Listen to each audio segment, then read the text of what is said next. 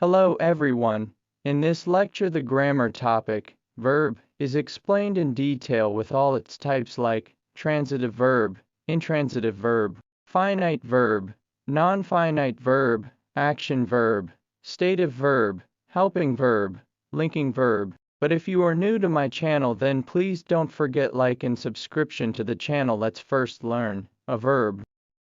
A verb is a part of speech that typically denotes an action, occurrence, or a state of being. What does it mean? Simply, it means that a verb is nothing, but it is just a part of speech, like a noun, pronoun, an adjective, etc. As you know, every part of speech plays its own role in a sentence, but this part of speech shows us action, occurrence or state of being of the subject. I think you are not getting the point. Don't worry, just look at these examples then, you will understand it. He plays football in the ground. Look at this example. The word plays is a verb, but there must be a question that why it is called a verb. The simple answer is, this word shows us the action of the subject, and the action is playing football in the ground, so this is called a verb in English grammar. Same watches a movie with his friends. Look at this example. The word watches is a verb because again this word indicates action of the subject. The action is watching a movie. They are happy now. Observe this one. The word are is here a verb, but it does not show us an action, but it shows the state of the subject. It means that it tells us that how they feel now, and it does not indicate that what they physically do something now. So this verb shows the state of the subject. Basically, there are many types of the verb. Let's learn one by one in detail. Let me start it from a transitive verb. A transitive verb is a type of verb that requires a direct object to complete its meaning within a sentence. What does it mean? Simply, it means that it is nothing, but it is a kind of verb which requires an object to give sense or meaning. Basically, if an object is not used with it, so it will not give us a complete meaning. In other words, you can say if a verb requires an object to give us complete meaning, then that verb is called transitive verb. Just look at these examples. She gives a gift. Look at this example. The verb gives here's a transitive verb because here it requires direct object to gives us complete meaning. So the direct object is a gift. Actually, if you remove this object then it cannot give us complete sense. So therefore it is called a transitive verb if we do not mention the object. So it does not give us complete sense. So it is known as a transitive verb. He accepted his mistake. Look at this example. Here the verb accepted is a transitive verb because this verb needs an object to complete the meaning of this sentence. And the object of this sentence is his mistake. So, if we do not mention this object so it cannot give us complete meaning. So this is also called transitive verb here. They need my support. Observe this sentence. Here the verb need is transitive verb because this verb requires the object, my support, to give us complete meaning. If I say they need and do not mention the object so it cannot give us full meaning. Therefore, it is a transitive verb. The other type of verb is intransitive verb. An intransitive verb is a type of a verb that does not take a direct object. The action of an intransitive verb is not done to someone or something. It involves only the subject. Simply, it means that the action of the subject is not transferred to an object. In a nutshell, intransitive verb does not have any object. Actually, it means that intransitive verb is the opposite of transitive verb, because this verb does not require an object to complete the meaning of the sentence. In simple words you can say, transitive verb requires an object and intransitive verb does not requires an object to give us full meaning. Just look at these examples. He disappeared after the party. Look at this example. Here the verb disappeared is an intransitive verb because it does not require an object to give us complete meaning. Actually, if you want to determine whether a verb is intransitive, ask the question, what, or whom after reading the verb. If there is no answer, you're likely dealing with an intransitive verb. Therefore, this sentence does not have any object. John walks for miles. Observe this example. Here the verb, walks, is an intransitive verb. Basically, walking does not affect anyone or anything, but the action remains with the subject. Actually, this verb does not have any object, so, therefore it is also intransitive verb. She slept in my room. Look at this example here. The verb, slept, is an intransitive verb because this verb does not have the object in this sentence. Simply, you can say, if a verb which does not require an object to complete the sentence is called an intransitive verb. Action verb. An action verb, also known as a dynamic verb, describes an action that the subject of a sentence performs. These verbs can refer to both physical and mental actions. Simply, it means that action verb is nothing, but it is a kind of a verb which shows action, both physical or mental. Basically, if a verb shows the action of the body or mind, then it is called dynamic or action verb. Look at these examples. We climbed to the highest peak. In this sentence, the action verb is climbed. It describes the physical activity of ascending to the top of a mountain or peak. Basically, this verb shows the physical activity, so therefore, it is called a dynamic or action verb. My grandfather walks with a stick. Here, the verb, walks, is the action verb. It conveys the physical movement of the grandfather as he uses a stick for support. So, you can see, here this verb shows the action of my grandfather. The train arrived on time. Observe this example.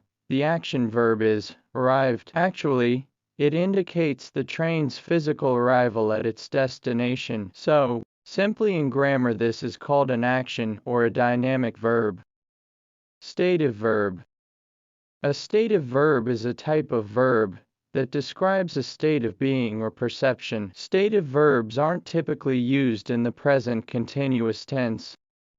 By this definition, it means that a stative verb is kind of verb which expresses thoughts, opinions, feelings, senses, perceptions, possession, and other states. Simply, you can say, stative verbs convey a state of being rather than an ongoing action. Actually, it is the opposite of action verb.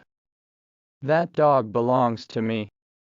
Look at this example here. The verb, belongs, is a stative verb. Basically, this verb does not talk about action, but it shows possession. There must be a question in your mind that why it is distinguished as a stative verb. The answer is, a stative verb is distinguished because the present participle of a stative cannot be formed. The soup tastes delicious. Observe the verb, tastes, is a stative verb because it shows a state of the soup. Simply, you can say that it shows a state, so that is why it is called a stative verb. She feels anxious before exams. Look at this last example. The verb, feels, is a stative verb because it shows mental state of her. Simply, she does not perform any action here, but this verb tells us the state of her before exams. So, this is called stative verb in grammar. Finite verb. A finite verb is a verb that has a subject and shows tense. It is always one word, from which you can determine the tense. This so simple and easy kind of verb, but you need to keep in mind that a finite verb always shows tense and must have a subject in a sentence, and this verb will change with each tense. By changing the tense means that if you want to change sentence from one tense to another, then finite verb will be affected. For example, if you want to change a simple present tense into simple past tense, then a finite verb will be affected. Just keep in mind these points and look at these examples. John cooks the meal in the kitchen. Look at this example. The verb, cooks, in this sentence is a finite verb, but the question is how. The answer is because the first point is, it shows us the tense. It is simple present tense, and if we want to change this sentence into simple past tense, then it will be affected. Like, John cooked the meal in the kitchen. You can see with another tense this verb is changed. So, all the characteristics are available here as we have mentioned in the definition. So, this is a finite verb. He is watching a movie.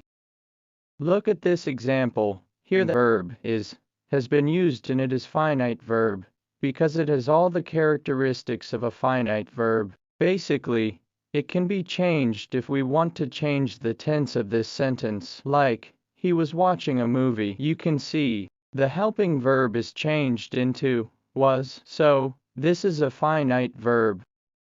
She cleaned the house with her son.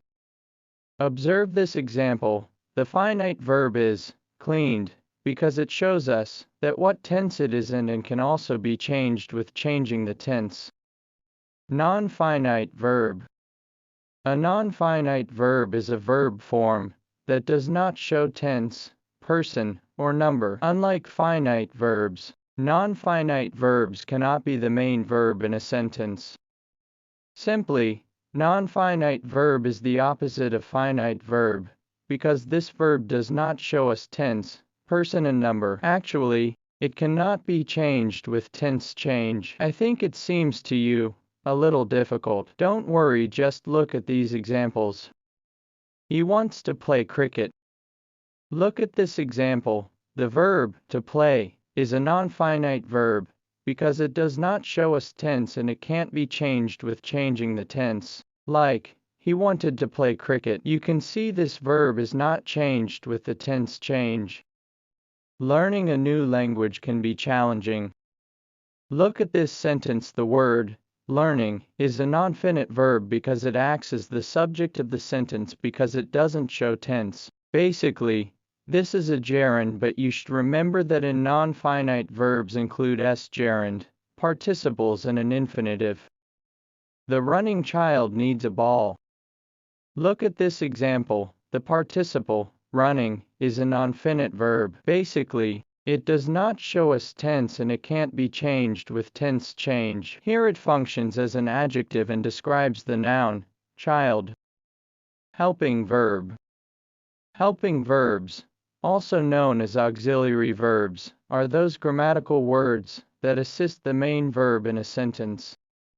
By this definition, it means that it is also a type of verb, which is also called auxiliary verb. Basically, these types of verb help the main verbs in the sentence. Actually, they don't carry the main meaning of the action, but instead modify the main verb in various ways. Just look at these examples.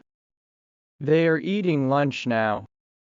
Look at this sentence. Here, are is a helping verb because it helps the main verb, eating. So you can see, this verb assists the main verb, and sometimes it is also called auxiliary verb. We were playing cricket in the ground. Here the helping verb is were.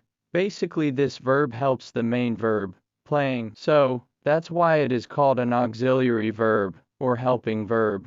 Smith was writing a letter.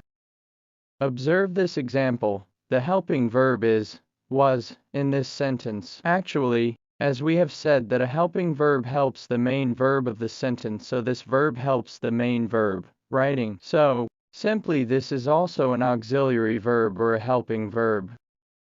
Linking verb. Linking verbs, also known as copular verbs, connect the subject of a sentence with a complement. What does it mean?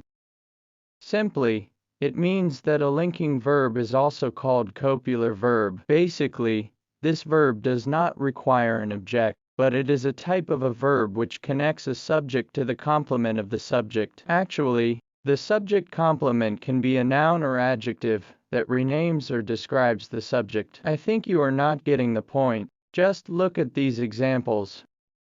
She was my teacher. Observe this sentence. The linking verb is was. Basically, this verb connects the subject with the complement, and the complement of this sentence is my teacher. You can see, this verb does not have any object, but it has a complement. As you know, a complement refers to a part of a sentence which completes the meaning of the subject or an object. So, This verb helps to connect the subject with the complement. Therefore, it is called a linking verb or copular verb. Smith seems very excited. Look at this example. The verb, seems, is a linking verb because this verb connects the subject, Smith, with the complement, excited. Again, this functions as a link, so that's why it is called a linking verb. The sky became dark. Look at this example. The verb, became, is a linking verb because this verb links the subject, the sky, with the complement, dark. Basically, it shows that the sky changed to a state of darkness, so this is also a linking verb. I hope you have enjoyed this lecture, but please don't forget like and subscription to my channel. Thank you.